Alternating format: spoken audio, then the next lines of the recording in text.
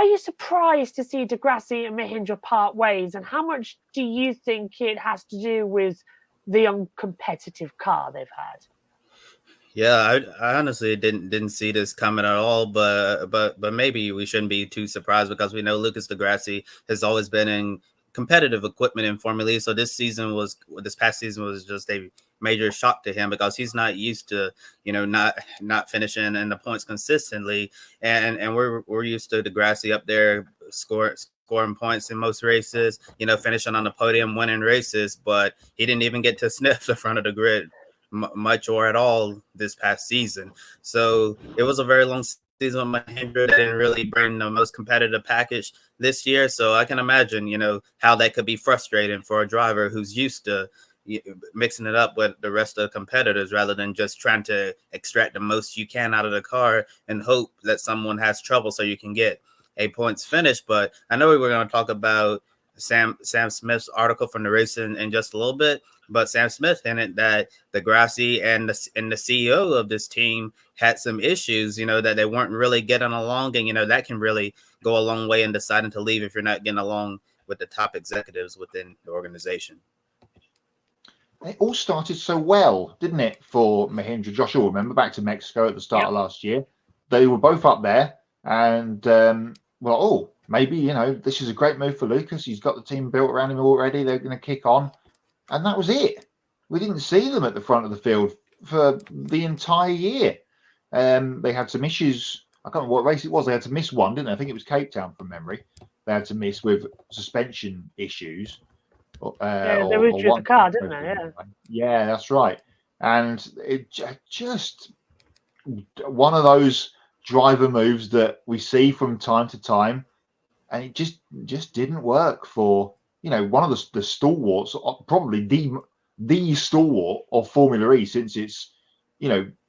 Yeah, it was his first race he missed. Yeah, he's done every one, but that one he missed.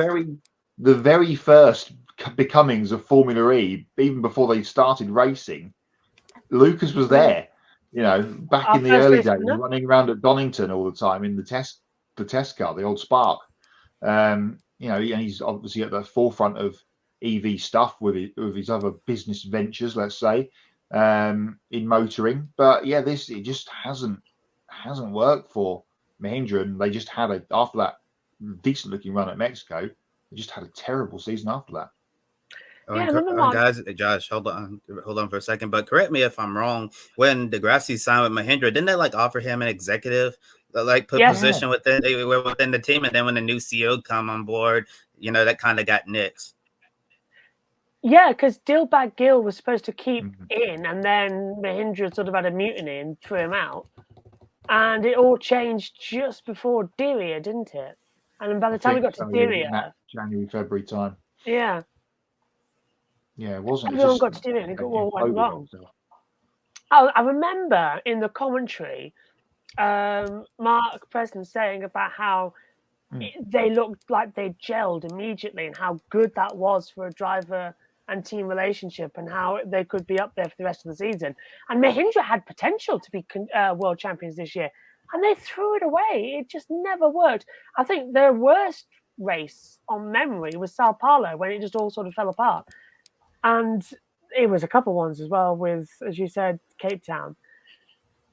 But it was all going wrong, wasn't it? It's not surprised to see the two-part ways. We're curious where Lucas ends up if he does find a top ride. Well, he's finding a ride, but not a top ride, because as Kobe mentioned earlier on, according to motorsport journalist, not the singer, Sam Smith, from the race, the 39-year-old Brazilian driver is most likely to return to a team he drove for the first 7 seasons as well.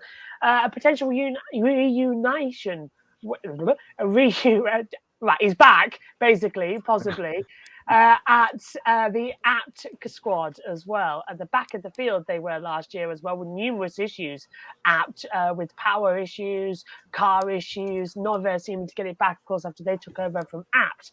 So it sounds great to have the two dream teams back together again. But as you remember they finished last in the team's championship, and Mahindra only finished in 9th. So it's not exactly the greatest Jeep up the field. Unless they can produce a more competitive package and make notable gains over the off-season, season 10 could be another long haul for this group. Smith also added an unlikely choice for Grassi is retirement from Formula E, although he'll be 40 at the end of next year. Also, Mahindra confirmed its driver lineup for season 10 earlier this morning, that being Eduardo Mortara and Nick De Vries, who got those 2 seats. Now, interesting to see Eduardo Mortara move ship as well, and not really a surprise to see Nick De Vries back in Formula E after he got kicked out of AlphaTauri mid-season. Now, if you were de Grassi, would you explore the reunion with Abt, or would you take a year away from Formula E, or third option, retire from the series altogether? And what are your thoughts on the Mortara and De Vries joining Mahindra's squad? We'll start with that because on paper that looks like a really good, strong team, doesn't it? Mortara, a perennial race winner, De Vries, former champion. There was a lot of rumours over the last fortnight to 3 weeks that he could be going to WEC with Toyota, De Vries, with Jose Maria Lopez stepping aside. So that obviously isn't happening now. But good to see Nick back, because I'm sure he'll just go straight back in there as if he hadn't left. But we'll see how that pans out when we get to Mexico in January for the start of the season. But on de Grassi, going back to Abt, it makes sense. But as you said, Josh, how bad Mahindra were. Abt just were. They were sort of thereabouts at the end of the season, but it just took them ages and ages to get going. Fraines broke his wrist, didn't he, in the opening round, and just awful from Abt. But they did get back to some kind of pace towards the end. It isn't the same as it was back in the Audi days when Lucas was there before, with Daniel as his teammate, when he was winning the championship with that team. So is he going to go back there? I think that's probably the most likely option if he goes back anywhere, but there's still plenty of silly season to pan out. Well, we've still got 3 months or so before the first race, 4 months before the first race. So plenty of time for it to settle itself down. Obviously, there'll be testing and whatnot going on before Christmas, but I think that is the most likely scenario if he gets a seat. If not, will he move into the James Rossiter and a team leading kind of role that would kind of suit him, I feel. But maybe that Brazilian temper may come back in and get him if he's standing at the pit wall. Maybe he can be the Brazilian Toto Wolff, smashing up headsets in the pit lane. That would be really funny. Got a comment here from Justin Nicholson that Mahindra will have two great drivers. Totally agree with that. But can they deliver a good car? We'll have to see how that goes. And you also said they haven't been near the championship. Haven't been near the championship level since Felix Rosenqvist left for IndyCar. Yeah, that's very true. Man, Mahindra's been on the decline in the last few years, and this past season was not great at all, as we've already alluded to. Yeah, I think it's a great idea to get drivers like Eduardo Mortara and Nick De Vries in the seat. I think that's a really good driver lineup. But if Mahindra cannot make a big gain over the offseason and hit the ground running with a much better car than what they had this last season, 2024 could be a very long season for the entire team, and it won't matter how many good drivers you have in your lineup there. But in looking at Lucas Di Grassi, going to Abt, I don't really know if you would consider that an upgrade, maybe a downgrade, since Mahindra, where he was, second to last in the team's championship, and then at the very bottom, Abt. So I guess maybe like right on the same level. Yeah. So if Lucas Di Grassi still wants to continue into Formula E into his 40s, maybe you sign a 1-year deal with Abt and try to get a more competitive seat heading into the 2025 season.